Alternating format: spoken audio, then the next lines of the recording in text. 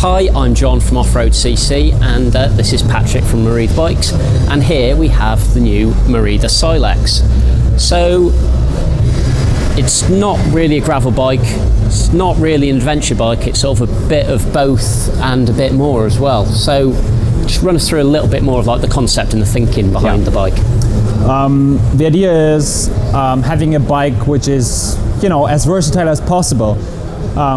It's a phrase maybe you heard a lot, but our concept is adding the genes of a mountain bike and a road bike and come up with, you know, adventure, gravel, whatever you call it, bike.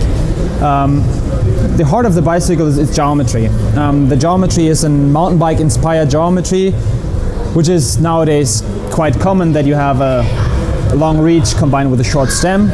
That's one thing, and for pure road bikes it's quite untypical. Road bikes are known for having, you know, 110, 120 millimeter stems. Now we have here an 80 millimeter stem. Yeah, and you've also done something quite interesting with the head tube, which, as you might notice, is quite tall, and there's a good reason for that, isn't there? Yeah. The long head tube has a lot of benefits for many type of scenarios. The biggest one I would say is if you go downhill. When you go downhill on the bicycle, your center of gravity shifts forward. So you have the feeling that you fall over the bike because, you know, you don't run drop a post, the saddle stays up. You typically ride on the hoods. When you ride on the hoods, you just have the thumb to control the bike because you can't really grab it anywhere else. Yeah. With a longer head tube, you're actually able, I mean, pro riders can ride there on the drops, but average people like you and me, they can now ride comfortably in the drops, to have control about the full bike with many fingers and pull the brake. And not be in a sort of ridiculously hunched over position, so you can still have your head up enough to see where you're going. Exactly. Yeah. And that's just a tiny change of geometry with a huge impact. Yeah. Another impact is even on the flat, if you're riding on the flat, and you just want to have different touch points on the bike, it's just nice because I would guarantee 90% of the people can ride comfortably in the drops, where on the road bike, not too many ride on the drops, and we basically sell drop-bar bikes where people don't use the drop. Yeah. So. And talking of other drops, at the back you can actually fit a proper dropper seat post with internal routing, so you can have some sort of even more mental gravel, drop bar, off-road hybrid mashup thing.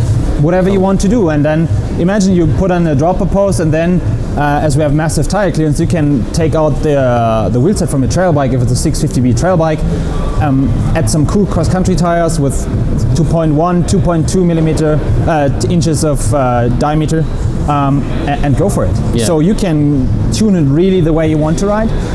The stock bike has, in this case, has already a mountain bike wheel set.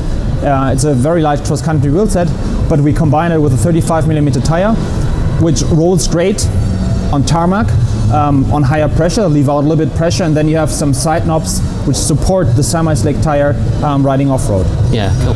And the other thing is that it's absolutely covered in rack mounts, so you've got bolt cage mounts on the fork, so you can actually, Merida have got their own anything cage, so you can like bolt your, I don't know, your cooking kit or like a sleeping bag, carry mat, that sort of thing to there.